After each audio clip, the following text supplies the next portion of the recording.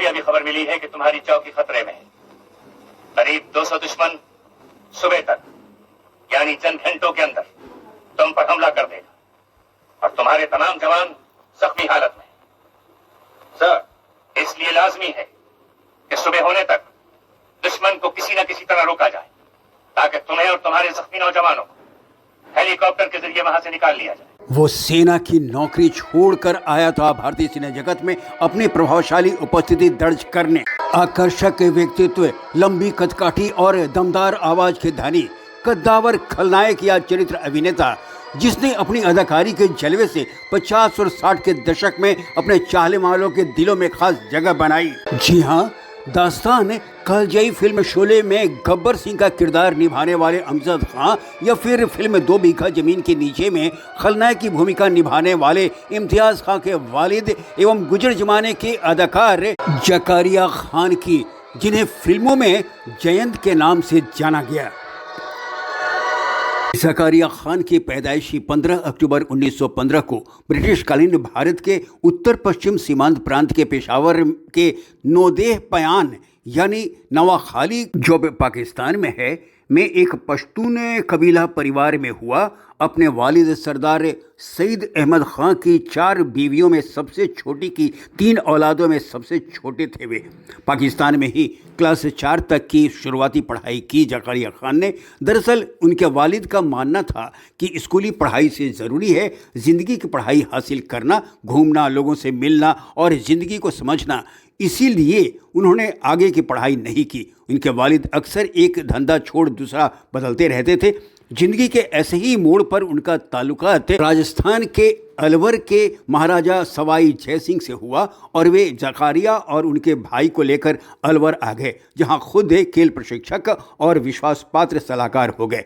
महाराजा ने जकारिया खान को भी अपनी सेना में 2nd लेफ्टिनेंट के रूप में रख लिया, मगर शीघ्र ही सेना के अफसर की इस नौकरी से वे ऊब गए और अपने भाई के साथ बंबई की राह पकड़ ली। वे एक हट्टे कट्टे पठान थे और घुड़सवारी, स्टंट और तलवारबाजी जैसे फन में माहिर। नतीजा, प्रकाश पिक्चर्स के शंकर व विजय भट्ट ने 1933 की अपनी गुजराती फिल्म संसार लीला में एक छोटा सा रोल दिया उन्हें। भट्ट ने ही इनका नाम बदलकर जयंत रख दिया। जयंत ने Bombay mail, Lal Chitthi, Shamsher Arab, Snehlata, his highness, state express जैसी फिल्मों में मुख्य भूमिका निभाई। उनकी मुख्य भूमिका वाली फिल्म अपनी नजरिया सुपरहिट रही।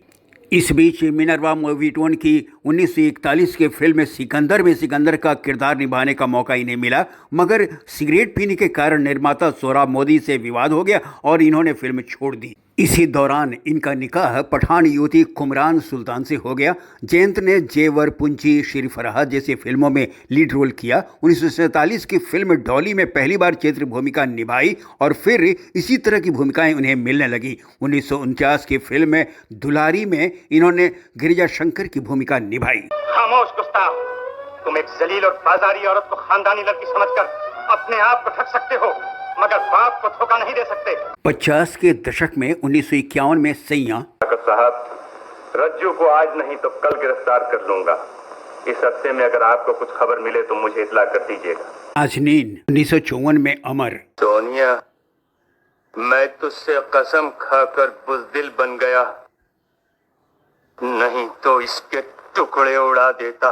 1955 में इंसानियत। देखा चंदा, तुम्हारे भगवान ने जिन्हें इंसान बनाया था, गंगूरा ने उन्हें गुलाम बना दिया। बाप रे बाप। दीवान जी, इधर आओ।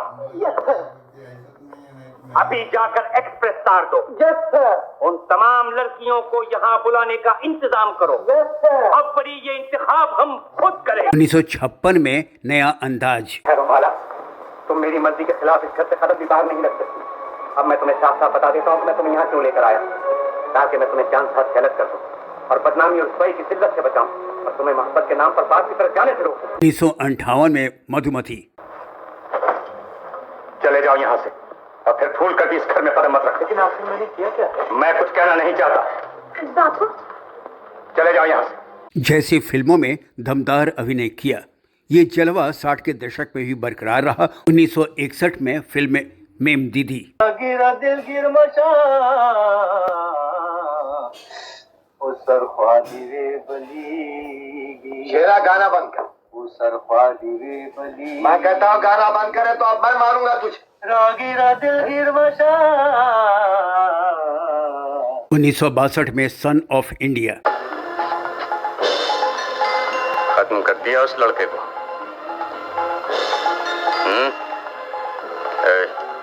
बोलता क्यों नहीं? नहीं नहीं, क्यों नहीं? जब मैंने तुझे कहा था फिर तुझे किसका डर था? भगवान का। 1964 में हकीकत लीडर। पार्टी खराब मत करो, मेरे साथ आओ। पहला स्कॉच, चेयर्स। जिंदगी। ये भी कुदरत का खेल। वो कौन है, हम कौन? उस लड़के को क्या मालूम था कि वो शेरकड़ी में पैदा हो? ये भी खुदा का इच्छा है।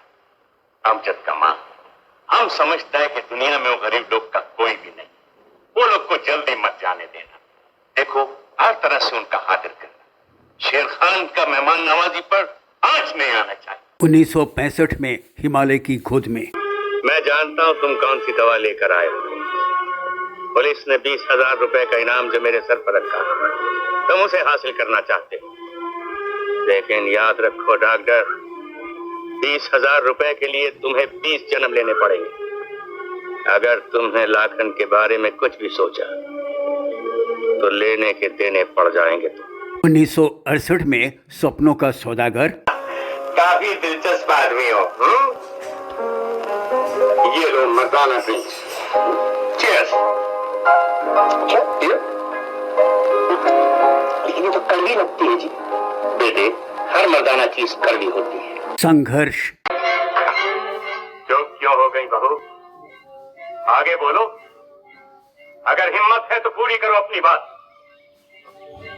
मैंने मना किया था ना कि कुंदन पर तुम लोगों का साया भी न पड़ना चाहिए। मेरा हुक्म न मानने का नतीजा जानती हो तुम। 1969 में दो रास्ते। वीचू का गैंग। क्यों भाई जी, आपको मालूम नहीं है? वीचू का बहुत तरक्की हो गया, वो तो बहुत बड़ा आदमी बन गया है। सच? हाँ, कंपनी का जनरल मैनेजर। जैसी फिल्मों में यादगार भूमिका निभाई। 1970 की फिल्म हीर रांझा। 14वीं तारीख को इस जान थी, उसका भाई बात करने आएगा। हीर और रांझे का रिश्ता ठीक है, आगे जो लिखा वो देखा जाएगा। 1971 में रेशमा और शेरा। ध्यान में धर ले, सगत सिंह दुश्मन के दोस्त को भी अपना दुश्मन मानता है। तो दुश्मन की चौखट पे जाएगा, सगत के कुटुंब बाहर जाएगा, जात बाहर जाएगा, और फिर कुत्ते के जन्म में भी सगत की चौखट पे नहीं आएगा। एवं मेरा गांव मेरा देश। कौन कहता है तू पगली है? तेरा बेटा आ नहीं गया? घबरा मत, मैं इसे बंदूक चलाना सिखाऊंगा, और जब सीख लेगा फिर देखना कि ये तेरा बेटा क्या करता है। मैं भी इनकी भूमिका को भुलाया नहीं जा सकता। लव एंड गॉड इनकी आखिरी फिल्म थी जो इनकी मौत के बाद प्रदर्शित हुई। जयंत ने नकारात्मक और सकारात्मक हर तरह के किरदार को बखूबी निभाया।